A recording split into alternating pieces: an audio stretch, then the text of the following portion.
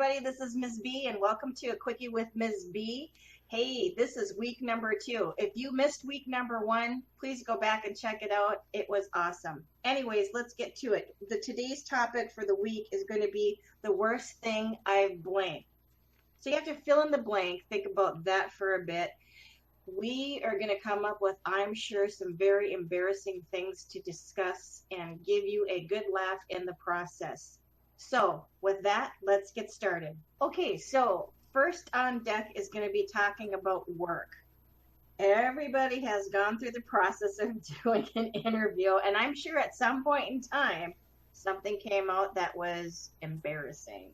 Oh, yeah. You'll start saying things. You're like, and as you say it, then you realize that's that secret moment in your head that you think that nobody knows what's happening, but everyone's looking at you.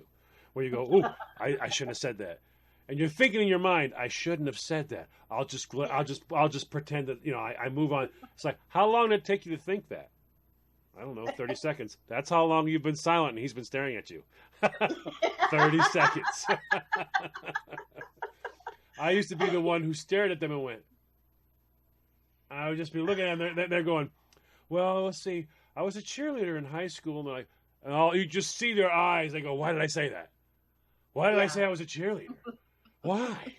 Why would I say? And in their mind, they're arguing with themselves, but they're totally silent. And I'm just looking at them. And there's a turmoil going on in their brain. They're wondering, why did I do that? Why did I do that? And they're arguing with themselves. But out in reality, they're totally silent. It's like they're yin and yang. Yeah, and they're just staring that way. Yeah.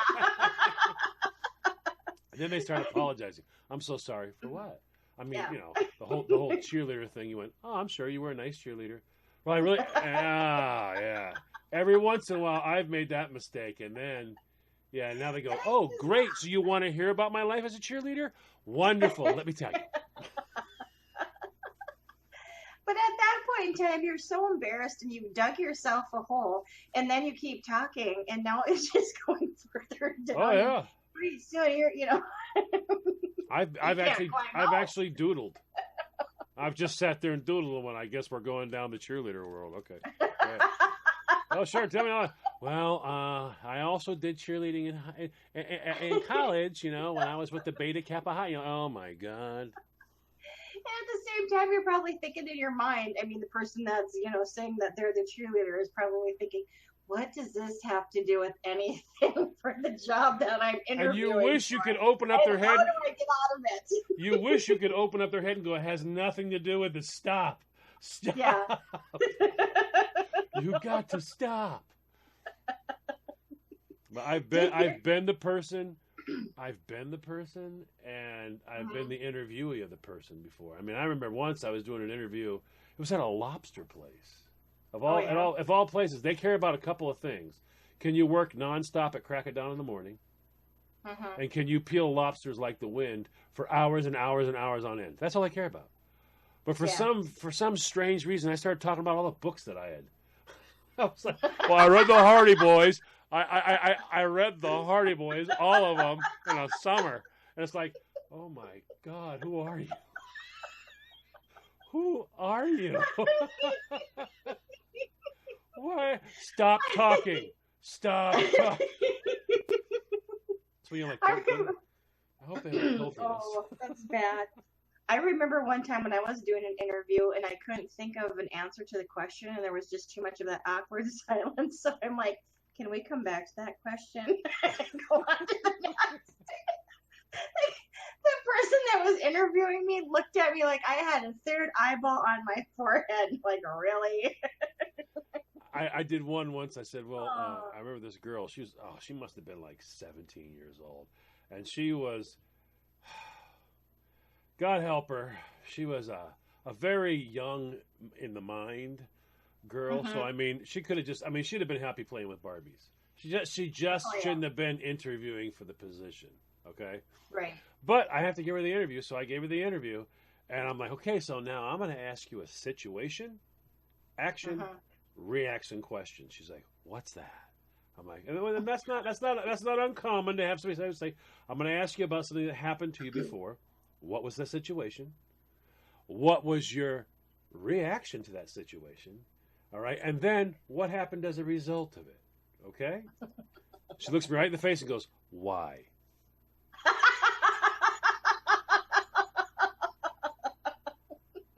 It was part of the interview process. She's like, "Interview process?" I'm like, "Yeah. What's that?" I'm like, "Okay. Well, we're done. Let me give you $2.40 for a Happy Meal, and you can scoot on your way." Because obviously this was not for you. Well, you know, when she walked out, she was thinking, "Oh, that was I just totally blew that." I'm sure she's probably kicking herself all the way to the car and on the drive all the way home. The worst thing that happened to me though is like when you're getting ready to be done with the interview, you know, because they introduce who they are. You go through the whole process of asking the questions and answering them, and then you go to say thank you so and so or whatever their name is, like Mr. Smith. And so I got done with the interview and I said thank you, Mr. Johnson. That was not his name. I'm sure that I was never forgotten after that because I couldn't even get the name right. I remember going to an interview once, and I went to the interview, and we did the entire interview. It was the wrong job. I didn't want this job. This was the wrong one. He's like, "Well, you might be a good fit," and he's like, "Now, have you ever blah blah blah before?" And I'm like, "Oh, wrong job." He had to see my faces. I was like, "Ooh, yeah, that's not good." Okay, well, John gets back on track. We'll give him a break, and then when we come back, we're going to talk about the second half, which is going to be while doing your job, what embarrassing things have happened to you. Back in a moment. Okay, welcome back. This is a Quickie with Ms. B. I'm Ms. B, and our topic for the week is the worst things I've blamed. Think about that one for a while. If you missed the first half of the show, go back and listen to it. There is a lot of laughs and embarrassing moments going on. So anyways, let's get started with the second half, and we're going to talk about things that you did while doing your job. This is going to be good. So I'm sure there is very, very much embarrassing moments that can happen in all aspects of your job. I think we're going to have the good, the bad, and the ugly on this one. I got my hand raised. I got my hand raised. He wants to share. It's a horrifyingly embarrassing moment. I'm going to throw it out there because, you know, I've paid up therapy, so, you know, I've got a few free days, so I might as well take advantage of it, right? But I have no idea why. In a million years, I'll never know. I don't think it's a Freudian slip. I think that at all. It was just this stupid. I have no idea why. Boss called, got congratulations. You're all happy. I was number one in the region. Had just moved up. Now we're talking like I'm getting a congratulations because my store was like 450, and it became number 18 in the company, and I'm on my way to California to be given an award. So it's like, look at you go. Well, yeah. So it's like ego has been stroked. You're going on a mandatory vacation because they said so. You're going to a spa resort. The big dog, the owner of the company, is going to be sitting there with you, and you're all excited. So, dude, the plane tickets, they're going to send you an email, the plane tickets, all that, blah, blah, blah, blah, blah, blah, blah, blah, like that. Awesome. I sent over a bottle, so you'll have a bottle of scotch there. So when you get there, it's going to be in your room. All right, cool. Awesome. All right, man. He goes, I'll see you later. Yeah, all right, love you.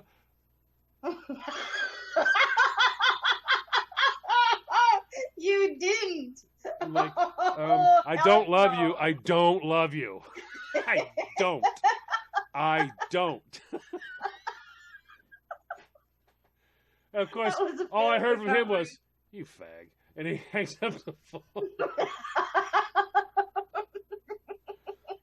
And I'm just sitting there, and now, of course, you didn't do anything wrong, but your mind now, your mind is like, okay, well, hold on now, hold on. How long am I going to pay for this? because he's brutal. He's brutal because you know he's gonna like fly out there and go, "You still love me?" You can just envision it, and you're like, why? My brain, I'm going, why did I even say that? And literally, if you said, "What do you think of him?" I would tell you, I could throat punch him. I could have a beer with him or throat punch him, either one. Then why would you? I have no idea why I said that. I just literally went,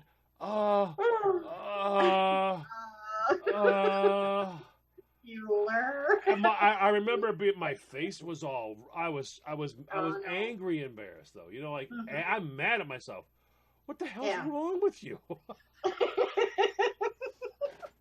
I still, to this day, I'll never know why I said that. But of course, like I said, he had a lot of fun with it. Oh, I'm sure he did. I mean, but not private fun. It was like in groups of people. He'd go, "Now I'm going to tell you this, John, and I want you to be happy about it, but I don't want you to love me, okay?" Oh man, you're like, "Jeez, I'd like to stab you right now."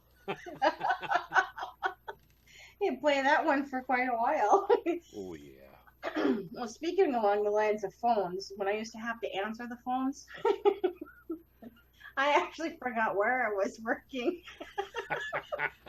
John and Denham Brown store. Wait, no, it's not. Yeah, I answered from the previous company that I worked for rather than the new company. And if that wasn't bad enough, in the same day, I go home and I answer my home phone. This is before I had a cell phone, so this is going back in the day. I answered my home phone like I was still currently at work at my new job. I've done that one before. In one day. I mean, I've actually picked up the phone at Home Depot. Hey, hello. Why are you saying? I'm just stupid. That's all. This is Chris. Yes, I know that this is me. Who are you on the other end of the phone? Why are you calling me? Well, it was just bad. Oh my heavens! Now, have you ever like forgotten I've done this before, an important name, and I know the person, but I know the person's name. Yeah. It's like I've known this person for like 4 years. And they walk in, they're like, "Okay, so you just introduced me." I'm like, "All right, well, big round of applause for Chirp the cricket. you. Yeah, come on up here, you. Wow. Yeah, doesn't you look great?" Yeah. All right. Yeah. You enjoy speaking to these people. I'm going to sit down and give you an opportunity. Okay. Everybody, you. I didn't know what else to do but to play it off because that's all I could do. Oh, yeah. I literally did that too. That's all I did.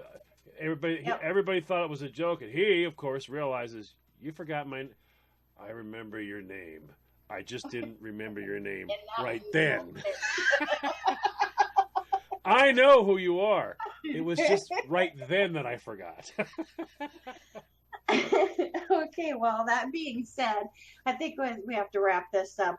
I hope you enjoyed our topic today. I hope you had a good laugh, especially for it being Monday, because Mondays are so hard to get started and blah, blah, blah. So anyways, come back, join us tomorrow. Our topic is going to be about vacations. So that's it. I'm going to get a glass of wine. Just saying.